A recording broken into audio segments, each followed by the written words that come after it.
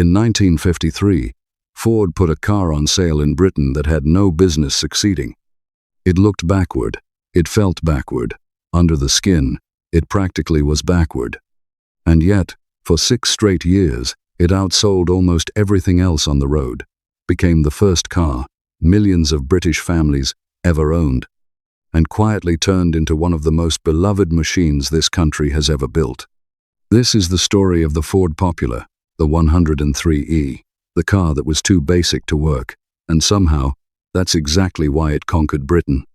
Stick with me, because the reason this car succeeded has almost nothing to do with the car itself. It has everything to do with the world it was born into.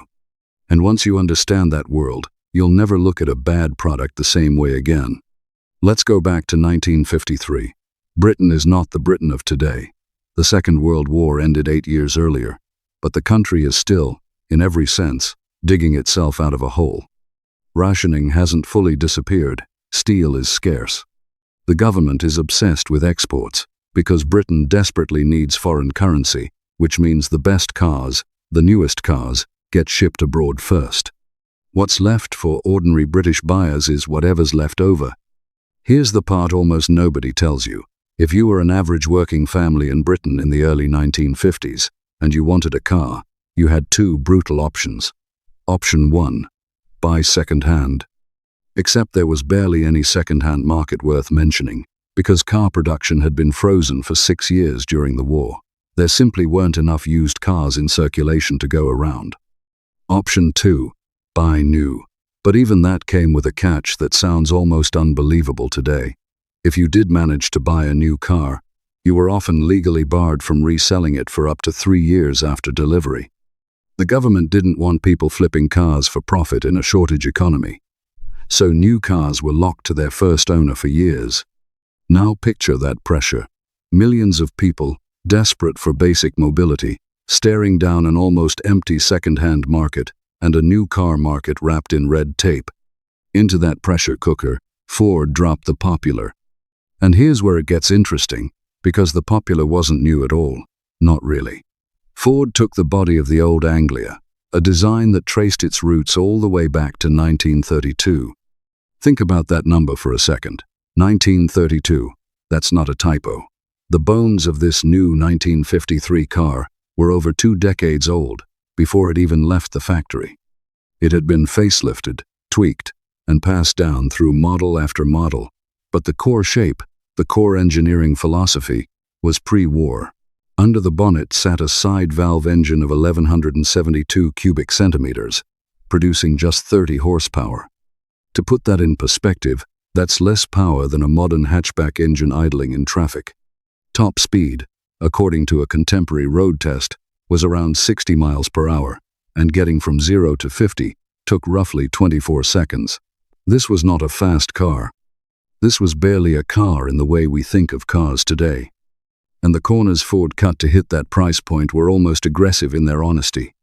There was a single windscreen wiper, powered by engine vacuum, which meant it slowed down or even stopped completely the moment you pressed the accelerator hard, exactly when you needed visibility the most.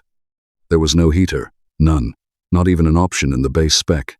There was minimal chrome, and even the bumpers were painted steel instead of chrome-plated, because chrome cost money Ford didn't want to spend. The elegant Bakelite dashboard from the Anglia was ripped out and replaced with a flat, featureless steel panel. And because of the steel shortages of the era, some of these cars even left the factory with a wooden floor. Let that sink in. A brand new car, sold to real families, with a wooden floor, because there wasn't enough steel to go around. By any reasonable measure, this should have been a flop. A car with a 2-decade-old body, a wheezing engine, no heater, 1 working wiper blade, and a floor made partly of wood. But here's the twist nobody saw coming, and it's the whole reason we're talking about this car more than 70 years later. The Popular was cheap, not cheap for what it offered, just cheap, full stop. When it launched, it carried the title of the lowest-priced car you could buy in Britain. A tested example in 1954, fully spec'd with taxes included, came out to around £390. That number alone doesn't mean much until you compare it to what people actually earned. £390, in 1953 Britain, represented roughly 40 weeks of the average worker's wage. 40 weeks. Nearly a full year's income just to put the cheapest car in the country in your driveway. And here's the detail that changes everything. It was still around £100 less than its nearest rivals, cars like the Austin A30, the Morris Minor, or Ford's own slightly more modern Anglia 100E. £100 doesn't sound like much today. In 1953, for a family stretching every shilling, it was the difference between owning a car and never owning one at all. This is the part that gets skipped in most car history videos, because it's not glamorous. It's not about horsepower or design language. It's about arithmetic. For an enormous number of British families, the Popular wasn't a compromise. It wasn't the car they settled for because they couldn't afford something better. It was the only car that existed inside their actual, real-world budget. Think about what that meant on the ground. A father who could finally drive his kids to the seaside on a Sunday. A tradesman who could finally reach jobs outside walking distance. A young couple whose only previous transport had been a bicycle or a bus timetable, suddenly holding the keys to their own vehicle. The Popular didn't sell because it was good. It sold because it was possible, in a country where possible was in desperately short supply. Now, let's talk about what it was actually like to own one, because this is where the story gets almost funny in hindsight. There was no heater, remember? So on a cold British morning, and British mornings are reliably cold, you started the engine with a hand crank if the battery was weak. Because these cars ran on a 6-volt electrical system that struggled in the cold, you pulled a wire to start it in some versions. You used a manual choke. Indicators weren't flashing lights. They were semaphore arms, little mechanical flags that flipped out from the side of the car to signal a turn. Gear changes only had synchromesh on second and top gear, which meant if you wanted to drop into first gear while moving, you had to master the old art of double declutching, matching engine speed by ear, or you'd grind the gearbox into submission. And the boot, the trunk, for our American viewers, didn't open with a simple handle. You needed an actual coach key, like something out of an antique cabinet, just to get into it. Here's a detail that people who owned these cars still talk about decades later. Inside the cabin, especially on a damp day, there was a smell. A specific, damp, cold smell, because with no heater and thermosiphon cooling, instead of a proper circulating system, moisture just sat in the car. If you grew up riding in your grandfather's Ford Pop, you know that smell. It's burned into memory, the same way certain songs are. Before we go further, if stories like this one, real automotive history, told properly, without the fluff, are the kind of thing you enjoy, do me a favor and hit subscribe. This channel is built entirely around digging up these forgotten stories, the ones that shaped how ordinary people actually lived, not just the glamorous cars in magazines. And while you're at it, drop a comment telling me what you remember most from this video so far. Maybe it's the wooden floor. Maybe it's the coach key on the boot. Maybe it's that damp smell we just talked about. If you're enjoying this, a like genuinely helps this channel keep going. And if you know someone, a father, a grandfather, an old family friend, who might remember a car exactly like this one, send it their way. Now, let's keep going, because the deeper we get into this story, the stranger it gets. Because for all its faults, and there were plenty, the Popular had one quality that mattered more than comfort, more than speed, more than heating. It was simple. Brutally, unapologetically simple. And simple, it turns out, means something very specific to people who have to fix their own cars. There was no complexity to hide behind. The mechanical brakes, the basic suspension, the straightforward side valve engine, none of it required a specialist. A local mechanic, or even a determined owner with a set of spanners in the shed, could keep a Popular running for years without ever seeing the inside of a Ford dealership. Owners have talked for decades about how yard workers, builders, even amateur tinkerers could knock dented wings and bumpers back into shape themselves after the inevitable scrape with a hedge or a gatepost. Because the panels were basic pressed steel, not some delicate, engineered composite. And Ford kept iterating in its own frugal way.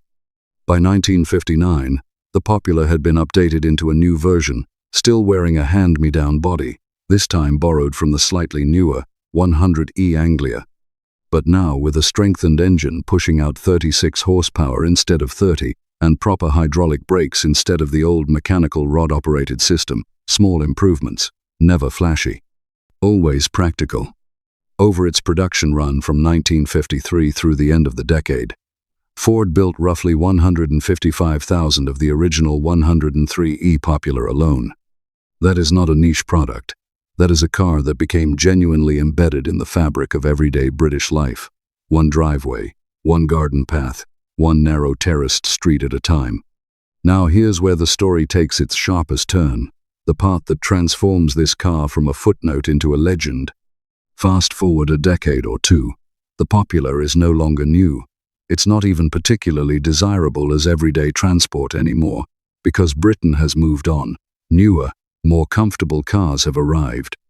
So what happens to a car that's cheap, out of date, and easy to find second-hand? It gets torn apart, on purpose, and rebuilt into something completely different.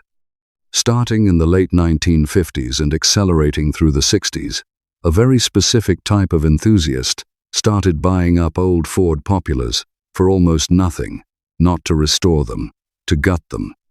Because underneath all that austerity, all those cost-cutting compromises, there was one property that suddenly became incredibly valuable. The Popular was light. Genuinely, remarkably light, because Ford had stripped so much weight-adding comfort out of it in the first place to hit that rock-bottom price. A light car, with a chassis simple enough for an amateur to modify in a home garage, is exactly what you need for one very specific hobby: drag racing. This is the part of the story that almost nobody outside Britain's car culture knows. The same design philosophy that Americans used decades earlier with the original Ford Model B, stripping a mass-produced, affordable car down to build a hot rod, found its British twin in the Popular. It became, in the truest sense, the definitive British hot rod. Enthusiasts pulled the side-valve engines out entirely and dropped in far more powerful units.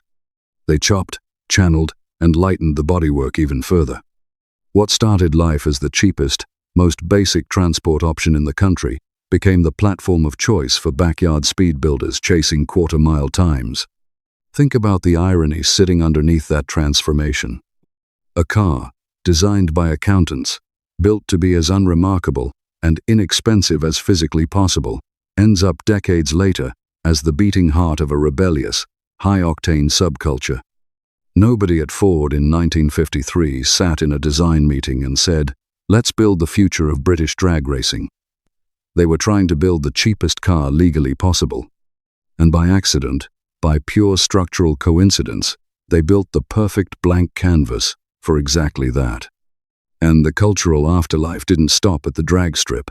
In 1970, the British Broadcasting Corporation took a Ford Popular and transformed it, quite extensively, into Bessie, the eccentric, vintage roadster driven by the Doctor on the long-running science fiction series, Doctor Who. A car built to be forgotten became a character on national television, recognized by generations of viewers who had no idea what a 103E even meant. Around the same period, British comedy immortalized it too. A black Ford Popular became a running joke in a Monty Python's Flying Circus sketch, a spoof epic journey stretched absurdly across a short, ordinary suburban route. Precisely because the Popular represented something so relentlessly unglamorous that turning it into an epic adventure was, itself, the punchline. Today, decades later, restored Ford Populars still turn up on YouTube restoration channels, pulled out of barns and garages after 40 or 50 years of hibernation, sometimes bought for prices that sound almost like a joke, a handful of pounds, because someone simply wanted them gone. And those restorers still find the same wooden floor sections, the same painted bumpers, the same single vacuum wiper, exactly as Ford built them, more than 70 years ago. So what do we actually take from all this? The Ford Popular was never a great car. Let's be honest about that. It was underpowered before it left the factory. It was uncomfortable by design. It borrowed a body that was already old the day it launched, tracing its lineage back to a car from 1932. By almost every engineering measure we'd used to judge a vehicle, it fell short.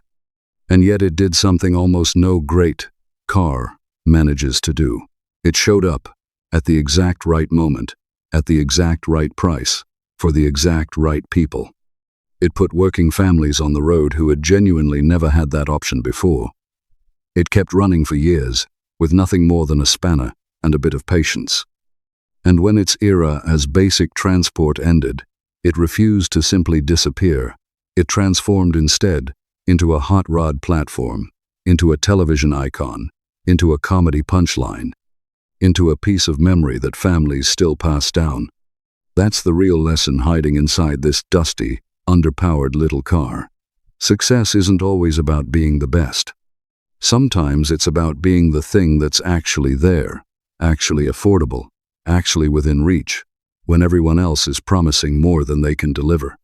The Popular didn't win by beating its competition on paper. It won by meeting people exactly where they stood, in a country still rebuilding itself, one modest, wooden-floored, painted bumper little saloon at a time.